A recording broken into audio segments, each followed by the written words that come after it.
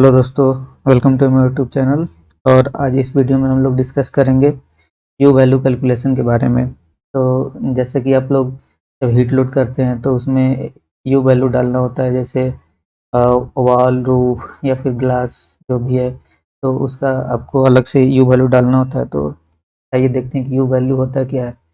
तो basically you value जो होता है वो रेट ऑफ हीट ट्रांसफ़र पर यूनिट एरिया पर डिग्री ऑफ टेम्परेचर डिफरेंस होता है between hot and cold side जो होता है, जैसे इनसाइड एंड आउटसाइड।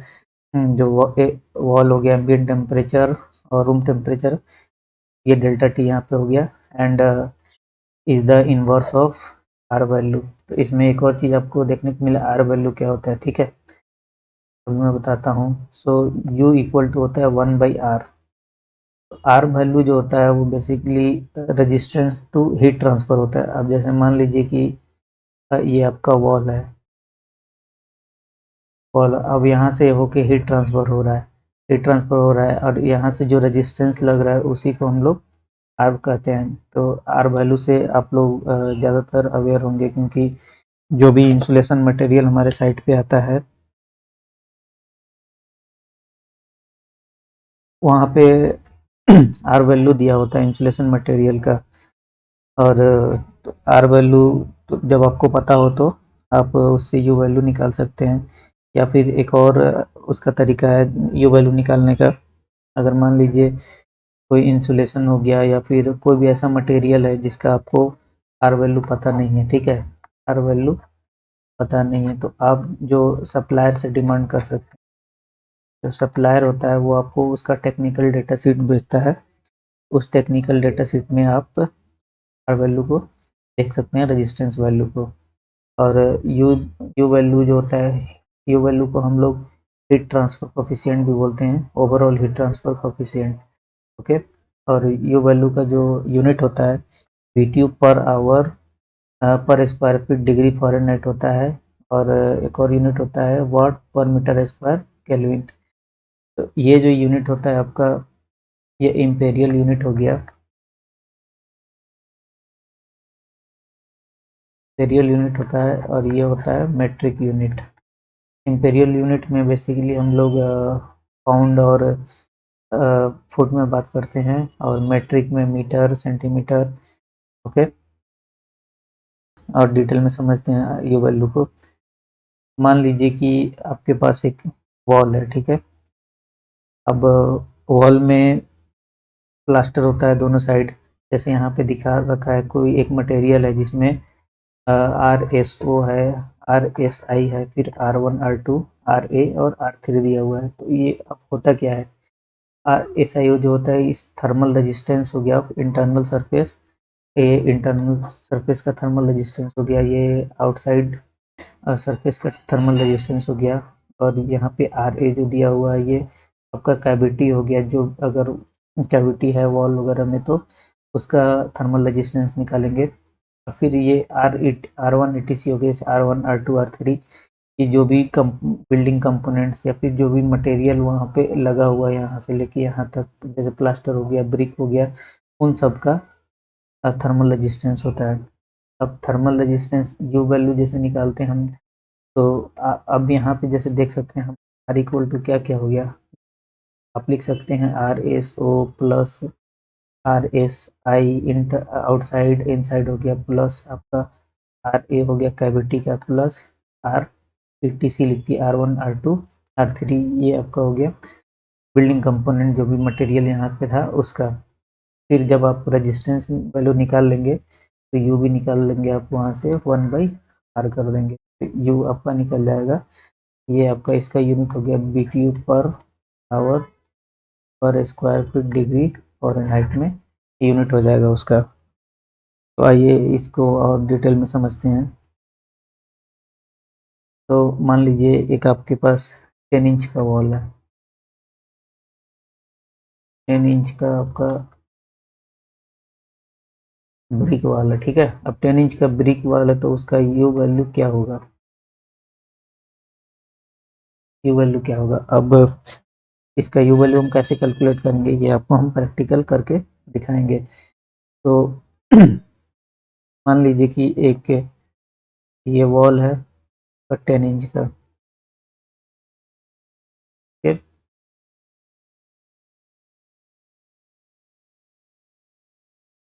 अब वॉल में दोनों तरफ से हाफ हाफ इंच का प्लास्टर किया हुआ है। यहाँ से आपका ये जो पूरा आपको दिख रहा है,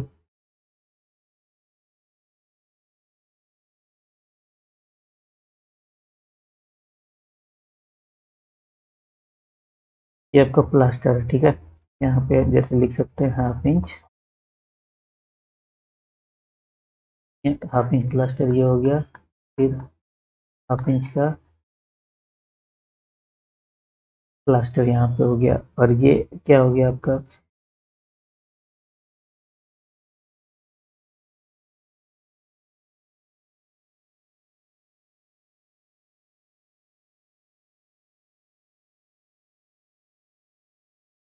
इसको आप लिख सकते हैं जैसे 10 इंच मेरा ब्रिक हो गया। कॉमन ब्रिक जो होता है ना, ईंट, वो हो गया। तो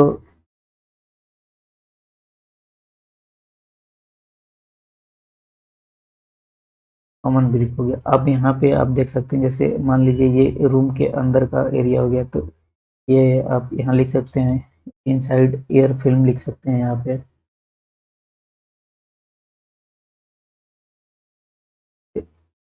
यहाँ पे आपने देखा था कि thermal resistance of internal surface and outside surface, तो यही हो गया इनसाइड एयर फिल्म हो गया ये, और ये हो गया आपका आउटसाइड एयर फिल्म हो गया। इनसाइड इनसाइड ईयर को आप लिख सकते हैं आर आई लिख सकते हैं, आउटसाइड ईयर को आर ओ लिख सकते हैं, और इसको आप क्या लिख सकते हैं, आर वन लिख सकते हैं, इसको आर टू, और ये हो गया आर थ्री। क्योंकि यहाँ पे ज़्यादा मटेरियल है नहीं, तीन ही मटेरियल यहाँ पे, जैसे एक प्लास्टर हो गया दोनों साइड और ब्रिक हो गया, तो तीन कंपोनेंट ये हो गया, और इनसाइड एंड आउटसाइड हो गया। इनसाइड आउटसाइड, तो इसमें आप कैसे लिख सकते हैं, अब इसका आप जब अब रेजिस्टेंस वैल्यू आर निकालेंगे, क्या लिख सकते हैं, आर आई लिख सकते हैं प्लस, उसके बाद आर वन हो गया, उसके बाद क्या हो गया, आर टू हो गया, उसके बाद आर थ्री हो गया, उसके बाद आर आउटसाइड एयर फिल्म हो गया। अब रेजिस्टेंस वैल्यू हमें कहाँ से मिलेगा, ठीक है। तो बेसिकली जो रेजिस्टेंस होता है, ये जो रेजिस्टेंस वैल्यू होता है उस मटेरियल का, या फिर थर्मल कंडक्टिविटी डिवाइडेड बाई होता है थिकनेस, ठीक है।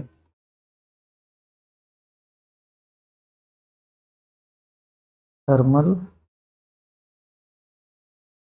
थर्मल कंडक्टिविटी डिवाइडेड बाई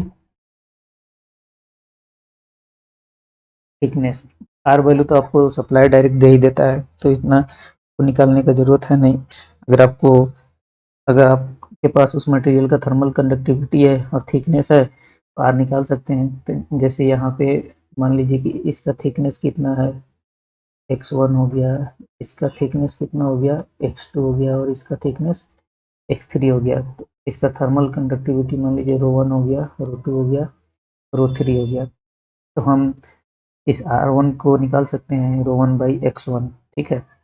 तो अभी अभी तो मैं डायरेक्ट आपको रेजिस्टेंस वैल्यू एंटर करके दिखाऊंगा, क्योंकि ज़्यादा डीप में जाने का ज़रूरत है नहीं, आप नॉर्मली इसका निकाल सकते हैं। तो आर वैल्यू लेने के लिए हम चलते हैं कहाँ, तीसरे हैंडबुक में।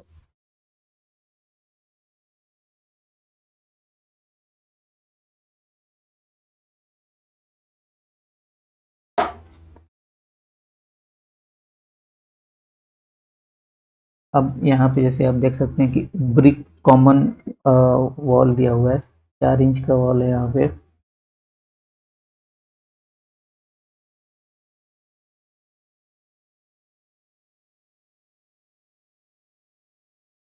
कॉमन ब्रिक दिया हुआ है 4 इंच का, और इसका रेजिस्टेंस वैल्यू यहाँ पे दिया हुआ है।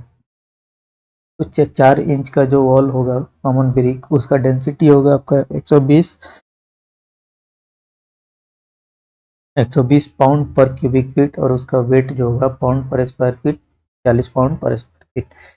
और यहाँ पे आप देख सकते हैं कि कॉमन ब्रिक का जो आर्म रेजिस्टेंस वैल्यू कितना दिया हुआ है 0.8। ठीक है, अब आप मान लीजिए कि 4 इंच का जो ब्रिक है,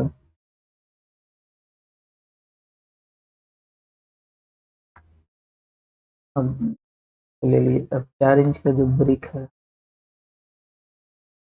उसका आर वैल्यू कितना दिया हुआ 0.8।